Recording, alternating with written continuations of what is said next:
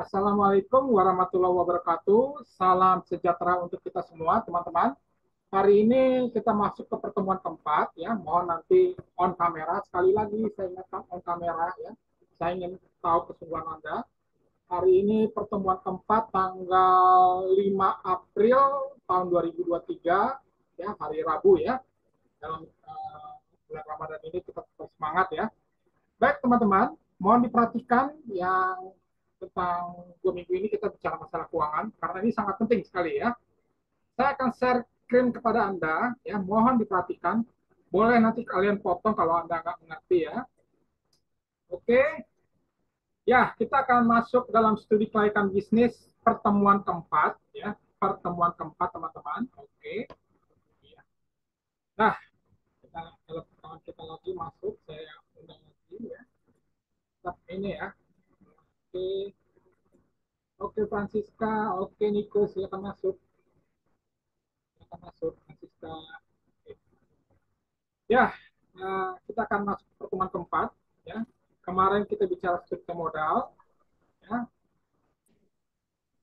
mohon nanti on kamera, kawan-kawan, ya. Atensi ini sangat penting sekali, ya. Sangat penting sekali. Saya ingatkan kembali, saya berulang-ulang, ya, dari pertemuan ke-1 dan ini pertemuan keempat. Baik, kita akan bicara tentang analisis aspek keuangan. Ya, mohon diperhatikan analisis aspek keuangan. Dalam bisnis, dalam studi kelayakan, ada beberapa hal yang Anda harus perhatikan. Pertama, kita akan melihat dari sisi profit, ya. Kita bicara keuntungan, kawan-kawan, ya. Bicara keuntungan. Ingat, ya, dalam bisnis kita bicara keuntungan.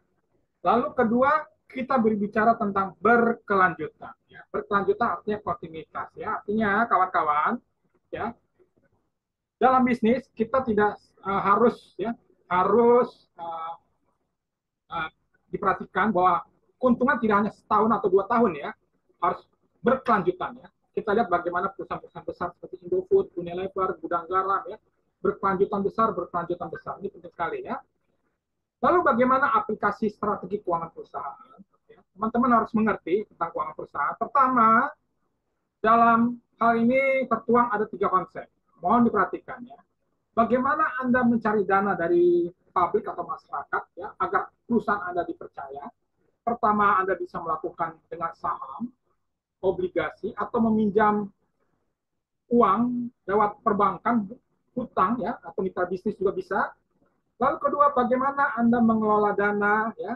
Anda nanti sebagai manajer, ya, manajer keuangan harus melakukan dana investor, ya, dengan hati-hati, ya. Ingat, kawan-kawan, kepercayaan sangat penting. Kepercayaan sangat penting. Trust is very important. Saya ulangi lagi, kepercayaan sangat penting, ya.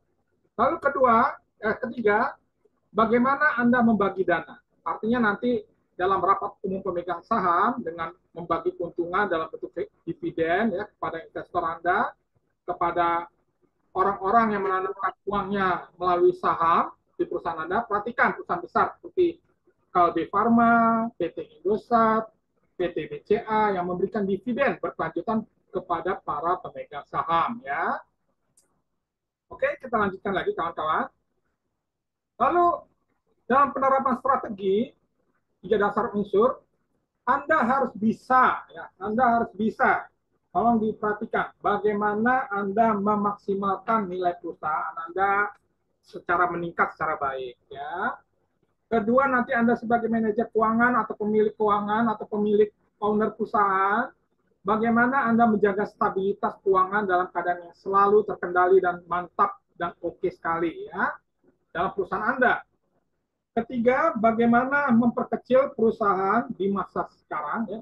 Memperkecil apa? Resiko, ya. Saya ingatkan lagi, memperkecil resiko perusahaan di masa sekarang, ya, hari ini, yang akan datang, dan yang akan datang lagi, ya, di masa depan, ya. Contoh, misalkan PT Delta Food mengakuisisi atau membeli PT Mi ABC Surabaya dengan harga 55 miliar tahun 2020, ya. Tahun 2021 PT Mi ABC Surabaya harganya naik menjadi 67 miliar atau memiliki keuntungan sebesar 2 miliar, ya. Kondisi ini tergambar pada lembar kinerja saham PT Mi ABC Surabaya yang awalnya Rp5.500 per lembar saham, maka naik menjadi Rp5.900 per lembar saham atau mengalami kenaikan Rp400 per lembar saham. Tentu jika dikalikan, seluruh jumlah saham yang beredar akan memiliki nilai tinggi. Ya, kita lihat perusahaan-perusahaan yang besar ya, seperti Unilever, Indofood, Gudang Garam, dan perusahaan-perusahaan yang terlisting ya di Bursa Efek Indonesia ya. Nanti Anda juga ketemu manajemen investasi dengan saya ya. Teman-teman, mungkin Anda akan bertanya, apa sih keuntungan kerugian bagi perusahaan menjual obligasi dan menerbitkannya? Ini Anda bisa lihat sendiri keuntungannya ya. Ada keuntungan, ada kerugiannya ya. Oke. Lalu kita lanjutkan lagi. Kalau saham ya, tapi dibaca lagi apa keuntungan dan kerugiannya ya. Oke ya. Jadi saya ingin Anda belajar mandiri ya. Diperhatikan 2 minggu ini kita bicara masalah keuangan, kawan-kawan ya. Oke, teman-teman silakan gabung. Lalu keuntungan kerugian menerbitkan right issue dan pinjaman. Ya, right issue kita bisa lihat keuntungan dan kerugiannya kawan-kawan. Ya. Oke. Lalu berikutnya Anda melakukan pinjaman perbankan. Ya.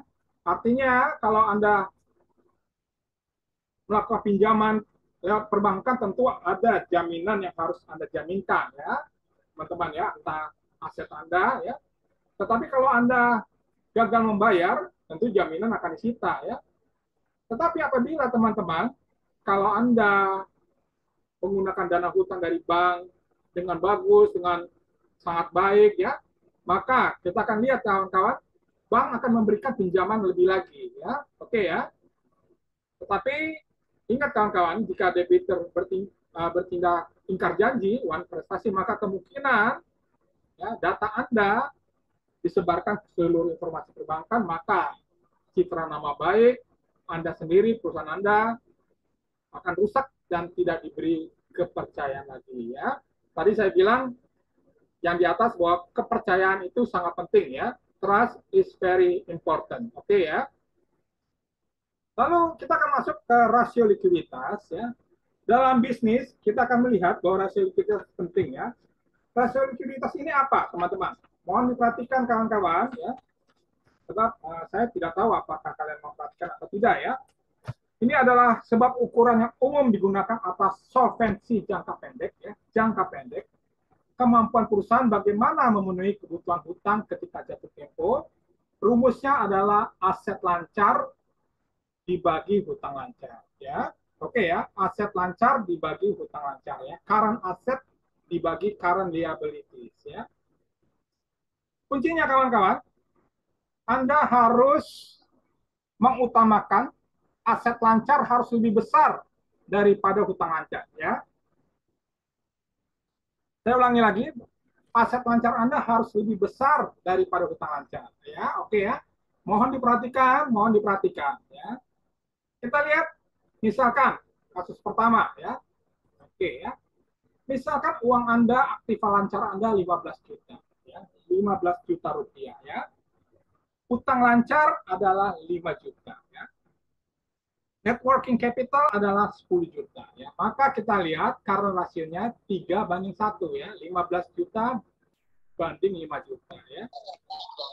Artinya kawan-kawan, aset Anda lebih besar daripada hutang ya. Ingat ya, kemarin saya bilang hutang 40% kawan-kawan ya. Ingat ya. Oke ya.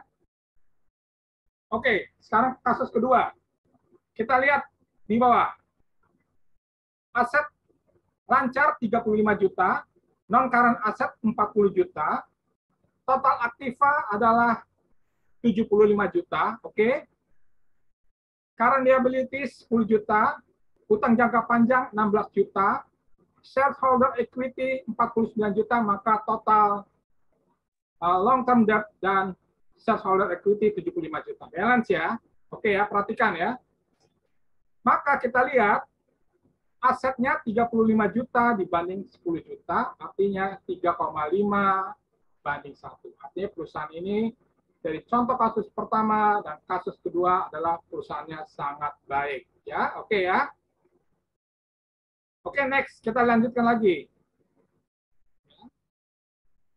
Contoh kasus ketiga, perhatikan ya, di mana current aset 13 juta, ya, perhatikan kawan-kawan ya, total current aset 40 juta, lalu total non current aset 52 juta dan total aset 92 juta. Mohon lihat di monitor Anda ya, mohon lihat di monitor Anda ya.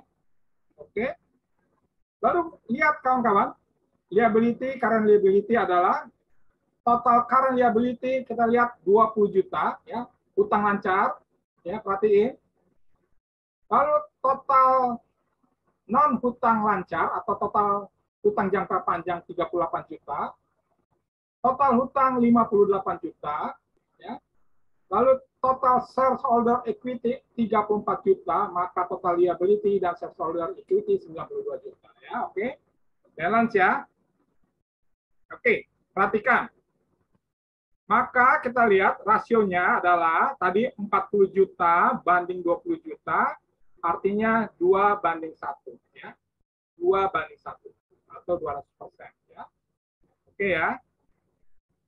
Maka kawan-kawan, manfaatkan rasio adalah analisa melihat mengukur likuiditas, artinya kemampuan perusahaan membayar segala kewajiban operasional seluruh organisasi perusahaan, maka dapat dilakukan dengan mempertinggi tingkat likuiditas atau current ratio suatu perusahaan dipertinggi dengan jalan pertama ya. Pertama, perhatikan utang lancar tertentu usahakan untuk menambah aktiva lancar ya.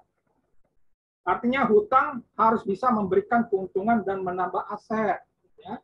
Saya ulangi lagi, hutang harus memberikan keuntungan dan menambah aset ya. Kedua, dengan aktiva lancar diusahakan mengurangi hutang lancar ya. Oke ya.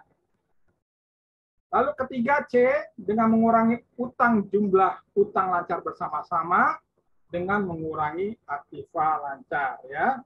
Artinya aset akan berkurang kawan-kawan ya. Oke. Lanjut lagi kawan-kawan ya. Nanti mohon dibaca ya. Harap diingat dalam rasio lancar terlalu tinggi tidak baik ya. Artinya ada penimbunan kas, uang ya. Ingat kemarin saya bilang uang kas harus diputarkan kembali ya. Uang kas harus diputarkan kembali dalam bentuk hal-hal yang produktif, entah membeli aset atau meningkatkan kinerja perusahaan dengan memperluas pabrik ya. Lalu perhatikan banyak piutang tidak tertagih ya. Ingat. Lalu ketiga, penumpukan persediaan barang di gudang ya. Oke. Lalu keempat, tidak efisiensinya pemanfaatan biaya gratis memasok supplier. Lalu berikutnya rendahnya pinjaman jangka pendek ya. Oke. Lalu kita lihat rumus quick ratio atau asset test ratio. Perhatikan kawan-kawan, rumusnya adalah sebagai berikut ya. Current asset kurang inventory bagi current liability ya, atau aset lancar kurang persediaan bagi utang lancar ya. Oke. Ya. Baca lagi. Lalu berikutnya net working capital ya. Net working capital atau rasio modal kerja bersih ya. Kemarin kita ngomong bicara masalah itu ya, kawan-kawan ya. Artinya ini merupakan ukuran dari likuiditas perusahaan. Likuiditas artinya kemampuan perusahaan dalam sumber modal kerja, yaitu bagaimana menjaga pendapatan bersih, net income. Perhatikan kawan-kawan. Lalu peningkatan kewajiban yang tidak lancar. Ya. Ketiga, kenaikan ekuitas pemegang saham. Dan penurunan aktiva tidak lancar. Rumusnya adalah aset lancar kurang hutang lancar ya. Saya ulangi lagi, aset lancar kurang hutang lancar ya. Kuncinya ingat kawan-kawan, aset harus lebih besar daripada hutang ya. Saya ulang lagi, aset lancar harus lebih besar daripada hutang ya. Kemarin saya bilang hutang harus 40% dari total nilai aset ya. Lalu kita lihat rasio likuiditas arus kas ya. Ini rumusnya sebagai berikut. Mohon diperhatikan. Oke. Lalu kelima, kita lihat rasio leverage. Ya. Rasio leverage ini seberapa besar perusahaan dibiaya hutang, dibiaya dengan utang, ya, hutang ya. Penggunaan hutang terlalu tinggi akan membahayakan perusahaan. Ya. Kemarin saya sudah ceritakan extreme leverage ya, karena itu sangat berbahaya, yaitu perusahaan akan terjebak dalam tingkat hutang-hutang yang tinggi dan sulit melepaskan beban hutang tersebut. Ya, termasuk kita, kalau kita terlalu banyak mengandalkan hutang, ya terjebak kawan-kawan ya. Oke ya. Rumusnya adalah sebagai berikut. Perhatikan lagi kawan-kawan. Pertama, debt to total asset atau debt ratio. Ya, tadi saya ceritakan artinya total hutang dibagi total aset. Ya. Total hutang dibagi total aset. Artinya ingat sekali lagi, aset harus lebih besar daripada hutang ya. Lalu berikutnya debt equity ratio. Rumusnya adalah total hutang dibagi total modal sendiri ya. Oke. Tetapi ingat kawan-kawan ya, untuk debt to equity ratio yang lewat 66% atau 2/3 sudah dianggap beresiko ya. Sudah dianggap beresiko ya. Nah, kawan-kawan, kita lanjutkan. Ada lagi rumus time interest earning atau earning before interest and tax, EBIT dibagi interest expense. Oke.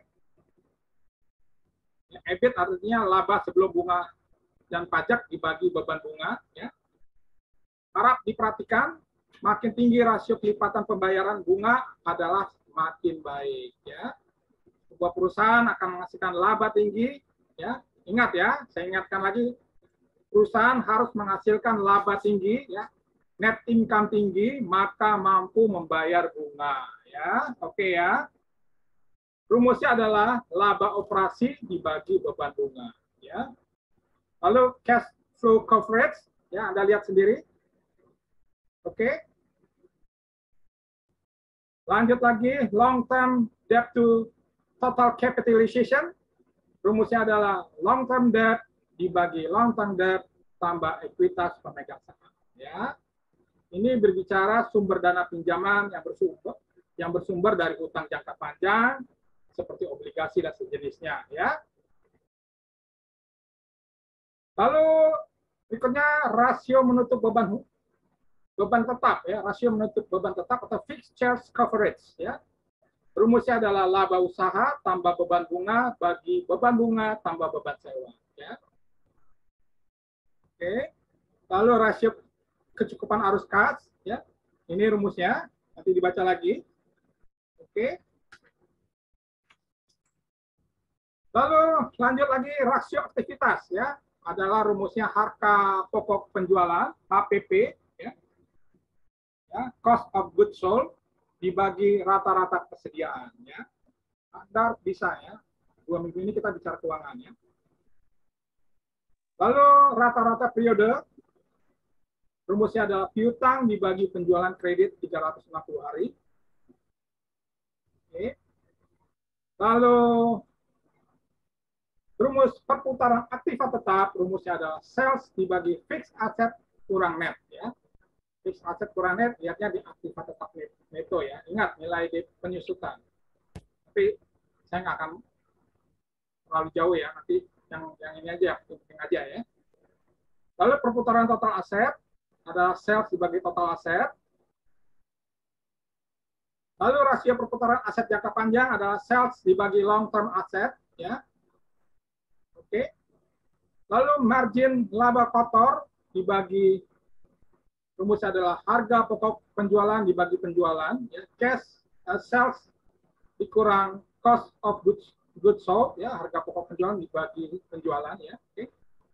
Harap diingat ya, harga pokok penjualan dan sales harus dilihat di income statement, laporan laba rugi ya, laporan laba rugi. Perhatikan kawan-kawan. Lalu berikutnya rasio pendapatan tetap penjualan, rumusnya adalah earning after tax EAT, earning after tax EAT, ya, pendapatan setelah pajak dibagi sales ya, penjualan ya. Lalu return on investment atau pengembalian investasi, earning after tax EAT dibagi total aset. Ya. Lalu ROE, laba atas equity, earning after tax dibagi shareholder equity. Shareholder equity modal sendiri. Lalu rasio pertumbuhan ya. Lalu rasio nilai pasar ya. Kita lihat rumusnya ada sebagai berikut ya. Nanti ingat ya, JAB ini jumlah saham beredar nih, mohon dicatat rumus Pak Jonggi Perlindungan ya. IPS dibagi IAT dibagi JAB ya. Nanti ada pertanyaan ya. Mohon dipelajari. Lalu price earning ratio, rasio harga laba. Ya. Rumusnya sebagai berikut. Artinya misalkan ya, PER-nya misalnya 12.000 ya, MPS-nya 12.000 dibagi 315 artinya dapat PER-nya adalah 38 kali ya. Oke ya. Mohon di-mute siapa nih? Lalu berikutnya harga buku saham. Oke. Lalu nilai price book value hasil saham. Ya. Oke, kita langsung contoh perhitungan kawan-kawan. Mohon perhatikan. Dalam memberikan pemahaman yang mendalam tentang rasio keuangan dapat dilihat dalam perhitungan, hitunglah rasio keuangan. Pertama, current ratio, lalu quick ratio atau acid test ratio, lalu berikutnya net working capital ratio, ya, modal kerja rasio, lalu debt to total asset, lalu debt to equity ratio tahun 2018 dan tahun 2019. Ya, mohon diperhatikan kawan-kawan. Ya. Nanti saya akan siarkan lagi lewat YouTube saya. Mohon dibaca lagi, mohon didengarkan lagi ya. Oke. Jadi nggak ada alasan kalau saya nggak ngerti. Saya akan putarkan kembali langsung ke WA grup Anda. Ya. Oke, kita lihat tahun 2018 di mana total current asset 2018 adalah Rp4.000, $4.000. Ya. Lalu 2019 adalah 4.300 ya. Oke. Ya. Lalu kita lihat total long term asset adalah 4.500 ya. Lalu kayaknya ada yang berisik ya. 4.500 dan 2019 adalah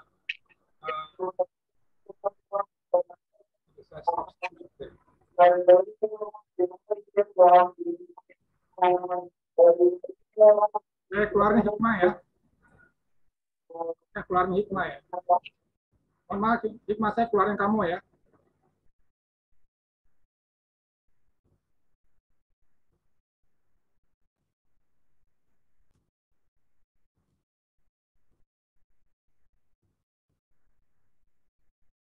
Oke, kita mulai lagi ya.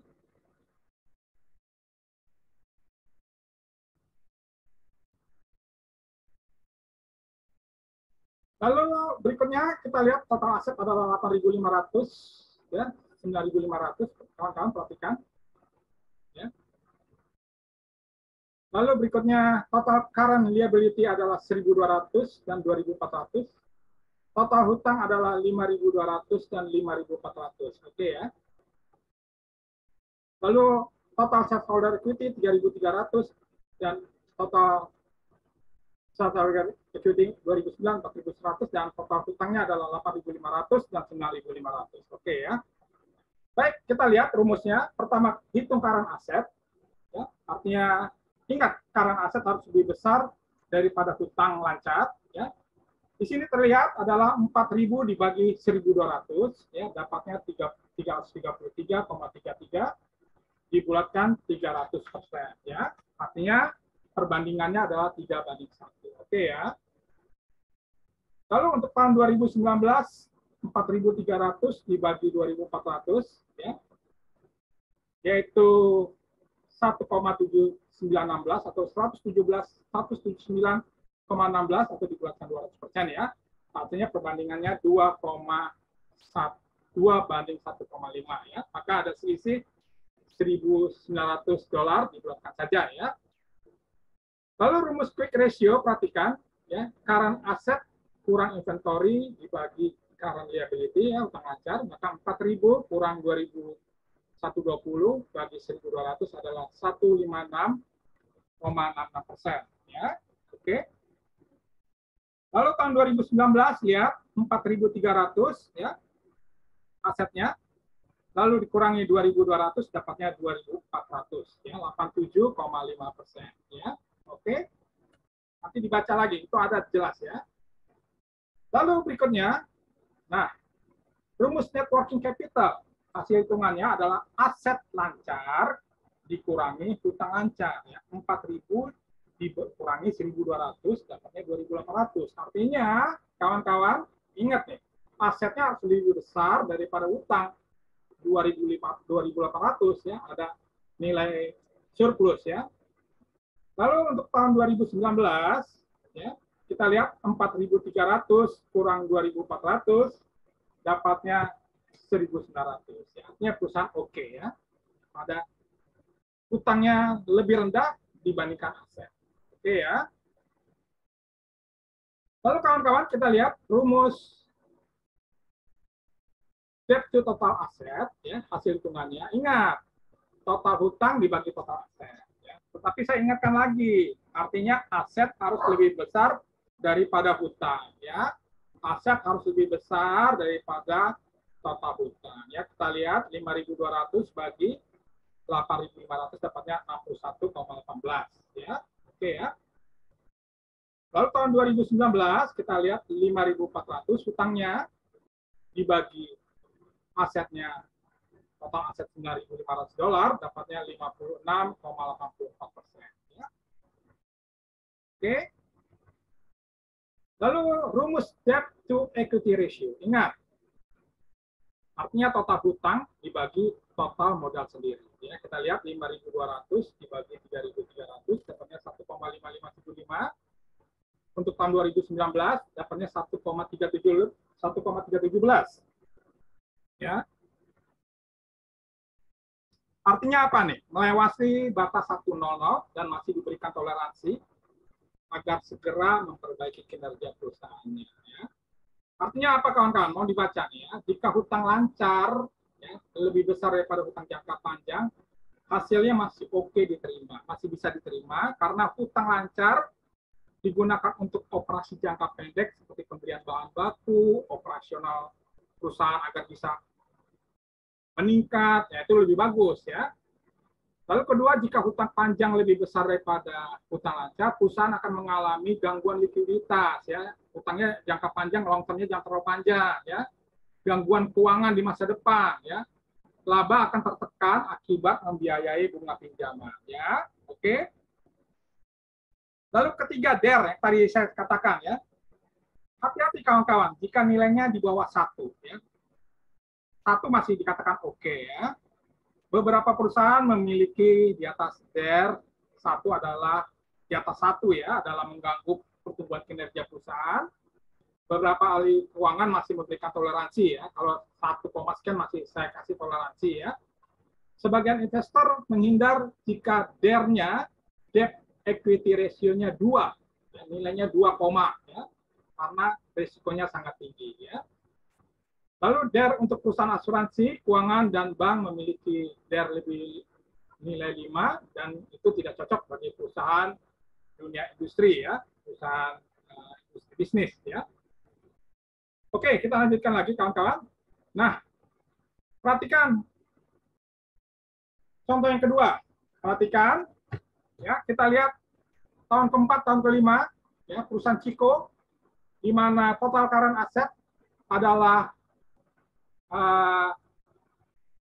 3,03, 6360, ya, lalu total aset 4792 dan 8,8058, lalu total hutang lancar 1721, 3945, ya, lalu total hutang 1924, 4255, ya. Lalu total hutang shareholder equity tahun keempat 4792 dan 8058 ya. Nah, ini rumus perhitungan laba rugi. Kita hitung current ratio langsung ya, karena ada tinggal 10 menit. Di mana nanti tahun keempat dapatnya 209,36 ya. Artinya perusahaan itu oke banget ya. Nanti dilihat lagi. Tahun kelima adalah nilainya 161,22, artinya perusahaan itu oke, ya. Ingat ya, rumusnya ingat, aset lancar harus lebih besar daripada hutang lancar, ya. Lalu berikutnya rumus quick ratio, artinya kita lihat nilainya untuk tahun keempat 127,14, ya. artinya perusahaan sangat oke. Untuk tahun kelima, perusahaan mendapatkan nilai 99,79, ya, artinya current asset meningkat, artinya perusahaan sangat oke, ya, oke ya. Lalu berikutnya kawan-kawan, kita lihat rumus net working capital, ya, adalah aset lancar kurang hutang lancar, ya. Kita lihat tahun keempat nilainya 1.882 dolar, tahun kelima meningkat 2015, ya, oke ya. Artinya perusahaan ada kinerjanya sangat bagus. Lalu berikutnya kawan-kawan, kita lihat rumus debt total aset, artinya total hutang dibagi total aset. Ya. Kita lihat dapatnya tahun keempat 0,4015, untuk tahun kelima 0,5280. Ya. Artinya ada peningkatan bagus. Ya. Lalu rumus berikutnya total hutang sales equity tahun keempat biarnya di bawah 1, artinya perusahaan oke. Lalu untuk tahun kelima biarnya di atas 1, awas, hati-hati dalam batas toleran. Ya. Oke ya. Lalu kita lihat rumus perputaran total aset adalah sales dibagi total aset. Untuk tahun keempat dapatnya 15797, ya. Tahun kelima turun 14973, ya. Lalu kita lanjutkan rumus gross profit margin, ya. Ingat, lihat di neraca laba rugi, ya. Dapatnya 0,3593 tahun keempat, tahun kelima dapatnya 0,3329, ya. Oke ya. Artinya perusahaan sangat stabil, ya, sangat stabil profit margin, ya. Oke, ini tugas keempat terakhir, kawan-kawan. Tugas keempat terakhir. Selanjutnya perhatikan laporan keuangan PT JPS, ya, PT Jaya Perkasa Sejahtera, ya. Ini tahun 2009, tahun 2018, ya, oke. Anda hitung. Ingat, untuk tugas keempat terakhir harap tulis tangan, termasuk tugas ketiga. Ingat tadi saya katakan rumus total hutang sama dengan kewajiban hutang lancar tambah kewajiban hutang jangka panjang, ya. Oke ya. Lalu laporan laba rugi ini sebagai berikut. Selanjutnya mohon Anda hitung current ratio tahun 2019-2018, net working capital, debt to equity ratio, ya, apakah DER-nya aman atau buruk. Lalu gross profit margin tahun 2019, hitung quick ratio 2019-2018, hitung debt total asset 2019-2018, lalu total asset turnover tahun 2019 berapa, hitung laba per saham, ingat rumusnya saya udah kasih, ya. IAT, earning after tax kali issue 1 juta dibagi lembar saham beredar, ya. Baik kawan-kawan, dalam tugas nomor 4 terakhir ini harap tugas ditulis tangan. Ya, saya harus perhitungan untuk ini tulis tangan, ya. Di kertas folio, selanjutnya tulis tangan harap di-scan dalam bentuk PDF. Sehingga saya sebagai dosen akan melihat tulisan tangan Anda merupakan kesungguhan Anda dalam belajar studi kelaikan bisnis, ya. Memang untuk saya ini agak strict, ya.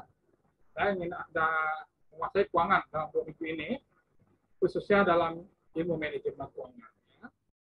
Tugas pertama saya sudah berikan, diketik MS Word nilainya 15%. Tugas kedua diketik MS Word nilainya 15%. Tugas ketiga dan tugas keempat, ya,